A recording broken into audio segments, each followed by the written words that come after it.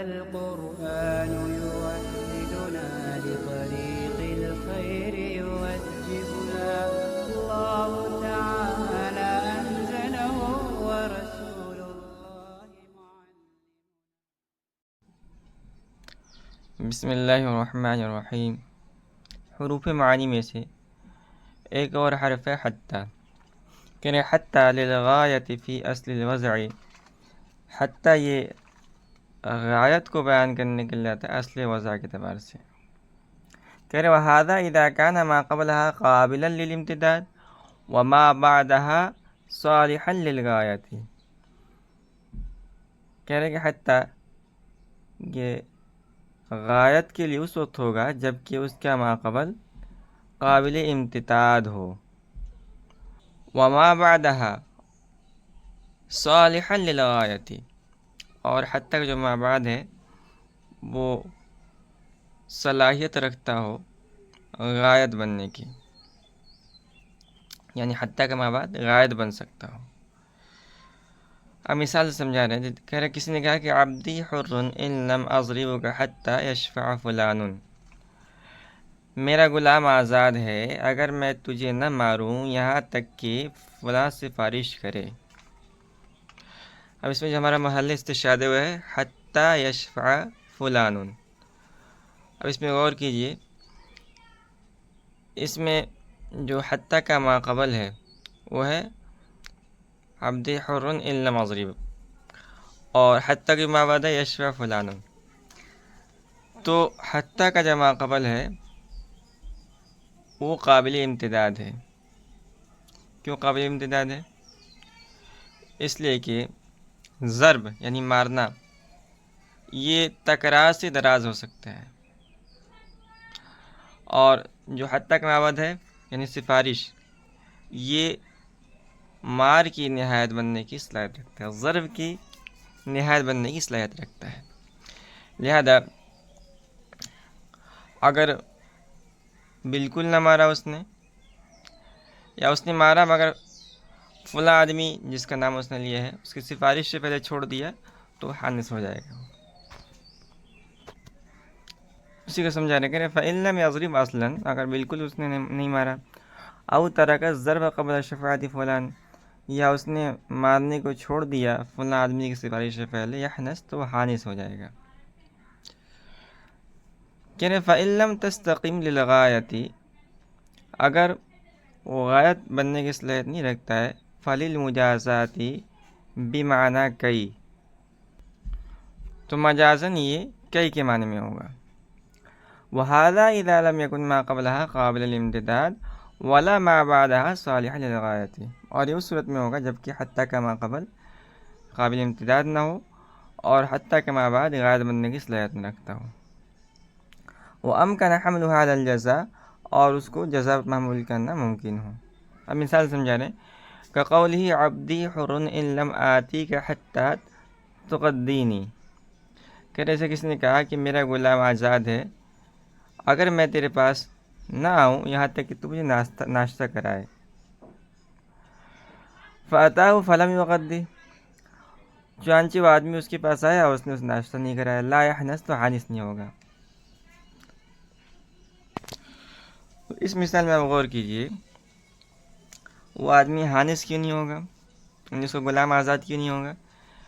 اس لیے نہیں ہوگا کہ جو ناشتہ ہے، ناشتہ کرانا، یہ غایت بننے کی صلاحیت نہیں رکھتا ہے، بلکہ ناشتہ کرانا یہ زیادہ آنے کی دعوت دیتا ہے۔ ہاں یہ جزا بننے کی صلاحیت رکھتا ہے، لہذا اس کو جزا پر معمول کیا جائے گا۔ کہ فَإِن تَعَذَّرَ هَذَا جُعِلَتْ لِلْعَطْفِ الْمَحْضِ بِمَعْنَى الْفَاءِ مَجَازًا، کہ اگر یہ معنی بھی ممکن نہ ہو، کہہ کے معنی لینا بھی ممکن نہ ہو، تو اس صورت میں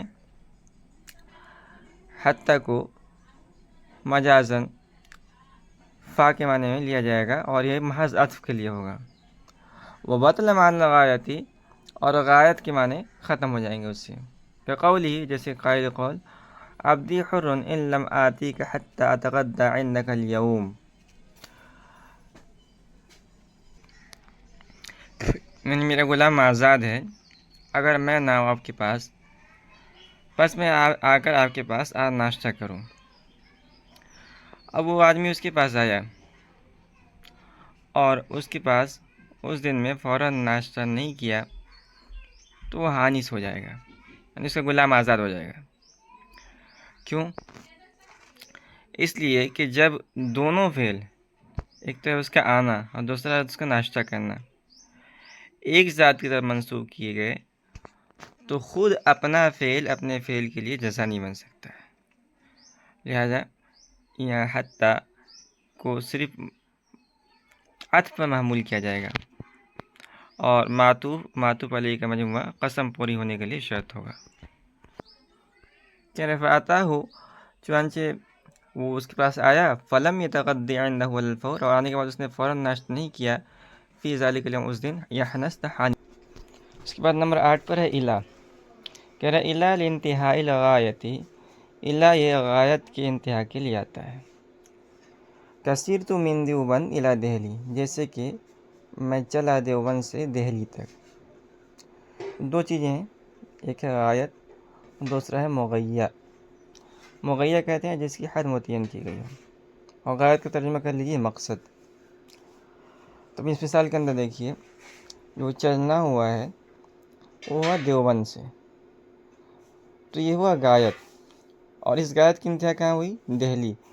تو کہا جائے گا کہ دہلی مغیّہ ہے اور غایت ہے دیوبند، اور الا نے اس دیوبند جو کہ غایت ہے اس کی انتہا کو بیان کیا ہے۔ اب آگے کچھ قواعد بیان کر رہے ہیں۔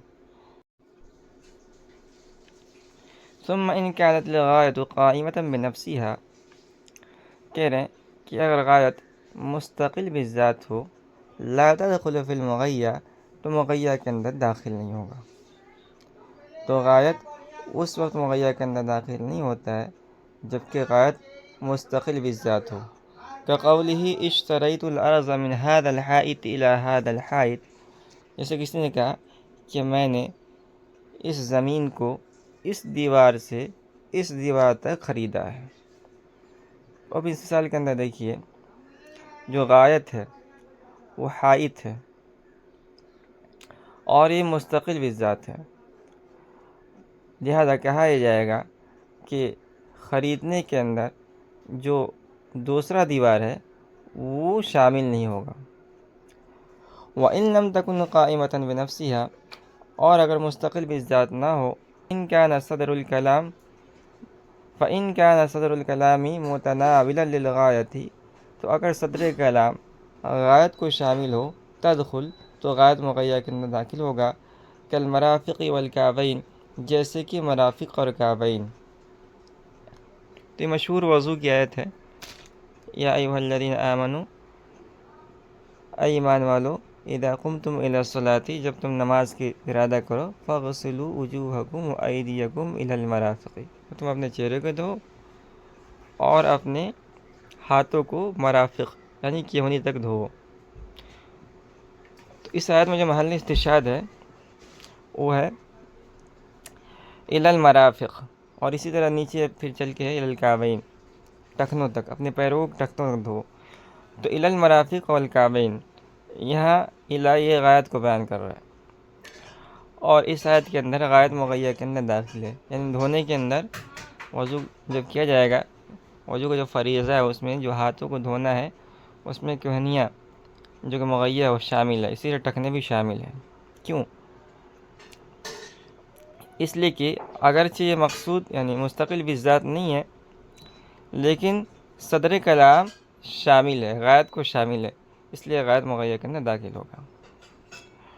وَإِن لَمْ يَتَنَاوَلْهَا أَوْ كَانَ فِيهِ شَكٌّ لَا تَدْخُلُ، اور اگر شامل نہ ہو یا اس کے اندر شک ہو تو غایت مغیّہ کے اندر داخل نہیں ہوگا۔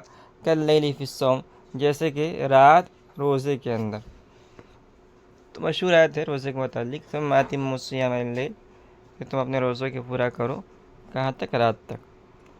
تو یہاں جو مغیّہ ہے وہ ہے لیل، اور یہاں غایت یعنی روزہ مغیّہ کے اندر شامل نہیں، یعنی رات روزہ رکھا جائے گا، وہ رات تک نہیں رکھا جائے گا، رات سے پہلے پہلے روزہ ختم ہو جاتا ہے۔ اس کے بعد نمبر 9 پر ہے اعلیٰ، علی للالزام، کہہ رہے علی الزام کے لیے فقولہ لفلان علی الف، تو اگر کسی نے کہا کہ فلاں آدمی کا میرے اوپر 1000 ہے، یکون دینا، تو جو مقیر ہے اس پر 1000 قرض ہو جائے گا، 1000 کا مقروض ہوگا. کیوں؟ کیونکہ یہاں پر اس نے اعلیٰ کا استعمال کیا اور اعلیٰ الزام کے لیے آتا ہے. اگر وَإِذَا دَخَلَتْ فِي الْمُعَاوَضَاتِ الْمَحْضَةِ تَكُونُ بِمَعْنَى الْبَاءِ مَجَازًا، یہ تو اس کے حقیقی معنی ہیں. کہہ رہے ہیں کہ جب اعلیٰ خالص معاوضات میں استعمال ہو تو وہاں پر اس کے مجازی معنی، یعنی مجازی معنی کے اندر استعمال ہوگا، اور اعلیٰ یہ با کے معنی میں ہوگا مجازن. جیسے کوئی کہے کہ بیعت ھذا علی الف، میں نے یہ چیز 1000 روپے میں بیچی، تو یہاں با جو ہے اعلیٰ جو ہے با کے معنی میں، یعنی یہ چیز میں نے بعوض 1000 بیچی. وقت تکون للشرطی، کہہ رہا ہے کہ جس طرح مجازن کے با کے معنی میں استعمال ہوتا ہے، اسی طرح اعلیٰ مجازن شرط کے معنی میں استعمال ہوتا ہے. اور کبھی اعلیٰ شرط کے لیے ہوتا ہے، جیسے سورہ ممتحنہ کی آیت ہے یبایعنک علی الا یشرکن باللہ شیئا، یعنی آپ سے بیعت کریں اس شرط پر کہ وہ اللہ کے ساتھ کسی چیز کو شریک نہ کریں گے. یہ عورتوں کو متعلق ہے کہ اگر عورتیں ہجرت کر کے آئیں اور آپ سے بیعت کریں اس شرط پر کہ وہ اللہ تعالیٰ کے ساتھ کسی چیز کو شریک نہ کریں گے، تو یہ محل استشہاد ہے اعلیٰ اللہ یشرکن باللہ شیئا، تو اعلیٰ یہاں پر شرط کے لیے ہے. اس کے بعد نمبر 10 پر فی، کہنا ہے فی لظرفیتی، فی یہ ظرفیت کے لیے. ظرفیت کا مطلب ہے کہ کسی چیز کی جگہ یا زمانے کے لیے بتانے کے لیے فی کا استعمال ہوتا ہے. اب اس کو مثال سے سمجھا رہے ہیں کہ فَإِذَا قَالَ غَصَبْتُ ثَوْبًا فِي مِنْدِيلٍ، اگر کسی نے کہا کہ میں نے رومال میں کپڑا غصب کیا، یا کہا غصبت ثوبًا او غصبت تمرا فی قوسرۃ، قوسر کا معنی ٹوکری کہتے ہیں، کہ میں نے ٹوکرے میں کھجور غصب کی. لازمہ جمیعاً، تو جو مقیر ہے، جو قرار کرنے والا ہے، اس پر دونوں ہی چیزیں لازم ہوں گی. کیوں؟ یہاں اس لیے کہ حرف فی یہ ظرفیت کے لیے ہے. وتستعمل فی الزمان والمکان والمصدر، کہہ رہے ہیں کہ حرف فی یہ ظرف زمان، ظرف مکان اور مصدر تینوں کے ساتھ استعمال ہوتا ہے. فَإِذَا اسْتُعْمِلَتْ فِي ظرف الزمان، کہہ رہے ہیں کہ جب ظرف زمان میں استعمال کیا جائے حرف فی کا، كقوله انتی طالق فی غدن، جیسے کسی نے کہا کہ انتی طالق فی غدن، فی غدن، تو یہاں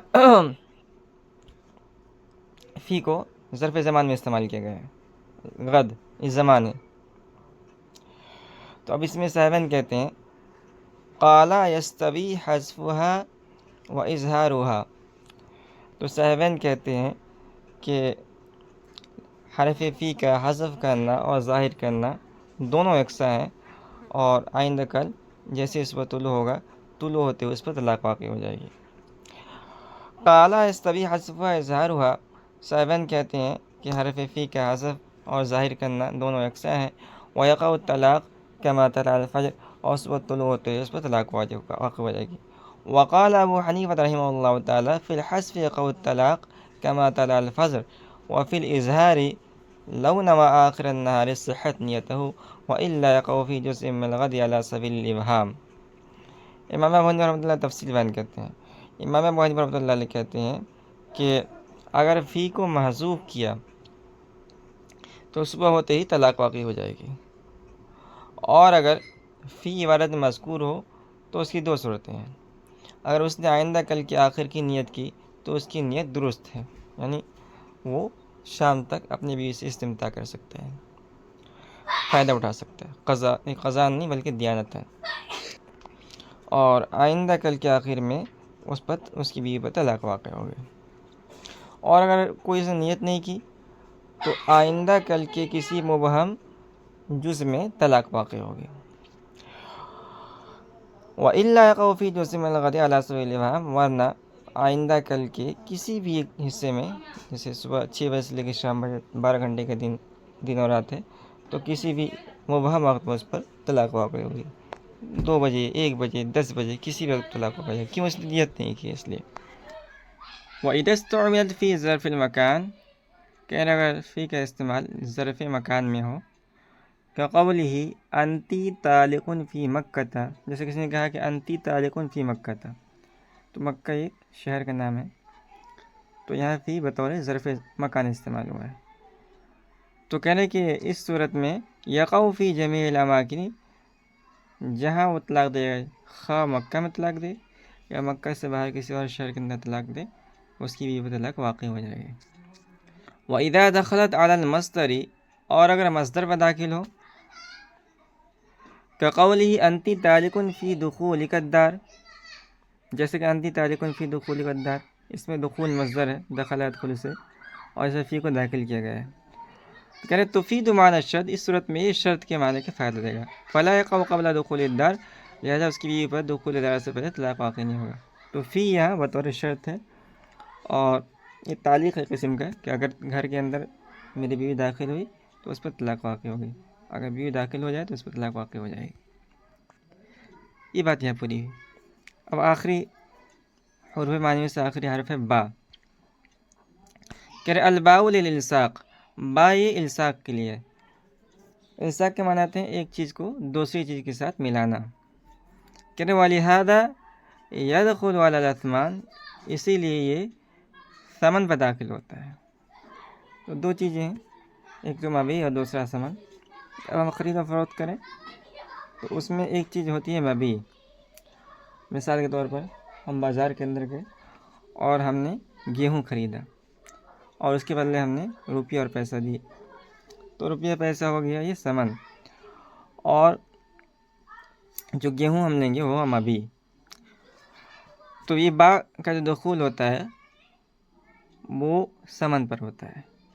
اور آگے آپ بڑی فقہ کی بڑی کتابوں کے اندر پڑھیں گے کہ بیع کے اندر یہ مبیع یہ اصل ہے، اور جو ثمن ہوتا ہے وہ ثمن شرط ہوتا ہے. تو حصول مبیع کا ذریعہ اور وسیلہ ہوتا ہے یہ ثمن. اور قاعدہ یہ ہے کہ تابع جو کہ اس مثال کے اندر ثمن ہے، یہ اصل کے ساتھ ملے. لہٰذا با کا جو مدخول ہوگا مبیع نہیں ہوگا بلکہ ثمن ہوگا. اب اس کو مثال سے سمجھا رہے ہیں کہ کسی نے کہا اشتریت منک ھذا العبد بکر من حنطۃ جیدۃ، میں نے تم سے غلام خریدا ایک کر عمدہ قسم کے گیہوں کے بدلے. کر ایک پیمانے کا نام ہے، پرانے زمانے کے اندر اس کا استعمال ہوتا تھا، اور اس کی مقدار ہوتی 60 خبیز ہوتی تھی. موجودہ وزن کے اعتبار سے اگر حنفیہ کے اعتبار سے نکالا جائے تو 2420 لیٹر، یا وزن میں کلو میں کہہ لیے 2348 کلو ہوتی ہے. تو اس مثال کے اندر جو کر ہوگا وہ ہوگا ثمن، اور کیوں؟ اس لیے کہ اس پر با کو داخل کیا گیا ہے، اور اس میں تبدیلی جائز نہیں ہوگی. ثمن کے اندر تبدیلی درست نہیں ہوتی. اور غلام ہوگا مبیع کے اندر تبدیلی ہو سکتی ہے. کہہ رہے ہیں کہ ھذا ہوا اصلھا، با کے جو اصلی معنی ہے، حقیقی معنی ہے یہی ہے. والبواقی مجاز فیھا، اور دیگر معنوں کے اندر جو با کا استعمال ہوتا ہے جیسے تویز ہے، زیادہ ہے، وہ سب بطور مجاز استعمال ہوتا ہے. والبواقی مجاز فیھا، اور باقی معنوں میں اس کا استعمال بطور مجاز ہوتا ہے. کالتبعیض والزیادۃ وغیرہما، جیسے کہ تمییز کے لیے، اور با کا بھی بطور زائد بھی استعمال ہوتا ہے وغیرہ.